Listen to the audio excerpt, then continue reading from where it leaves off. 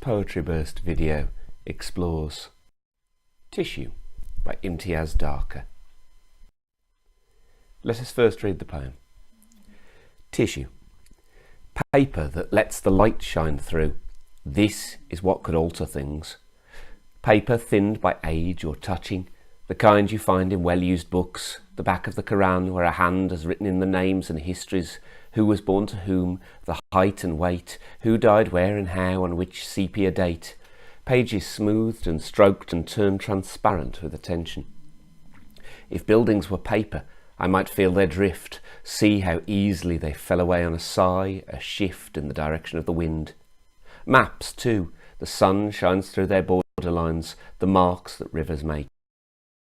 Roads, rail tracks, mountain folds, fine slips from grocery shops to say how much was sold and what was paid by credit card might fly our lives like paper kites. An architect could use all this, place layer over layer, luminous script over numbers over line, and never wish to build again with brick or block, but let the daylight break through capitals and monoliths, through the shapes that pride can make. Find a way to trace a grand design with living tissue. Raise a structure never meant to last, of paper, smoothed and stroked and thinned to be transparent, turned into your skin. This is a poem about the power of a knowledge and identity.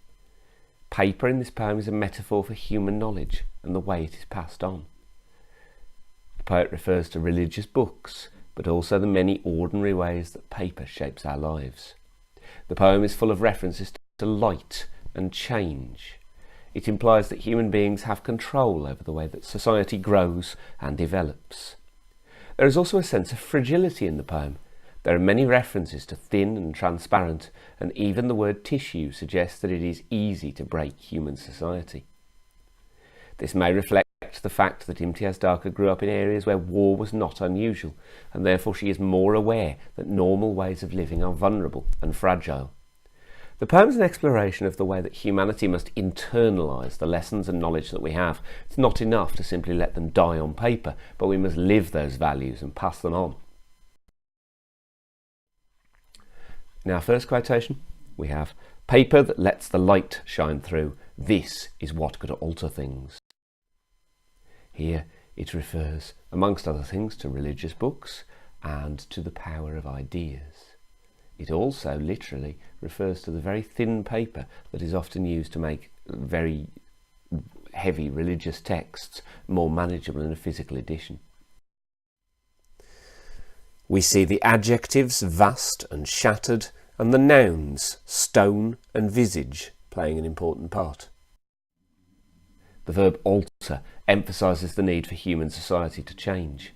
There is a sense of hope in this line, a sense that we can change things, and the noun light in this line seems to represent knowledge. The metaphor of the light may also represent God or the best parts of human society. This is reinforced by the verb shine, which implies that knowledge makes the world clearer and allows human beings to see more and to light the path ahead. The tone of the poem is tentative, emphasised by the modal verbs throughout. We are not offered a solution, but instead a messy human possibility of hope and a reflection on the ways that humanity might progress.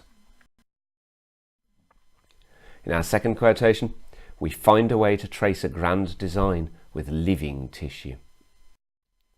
In this quotation, we hear the noun tissue meaning many things. It refers literally to the thin paper that's being used in some of the books that are referenced. It refers to human skin and the human body, as though we should begin to internalise and absorb knowledge into ourselves.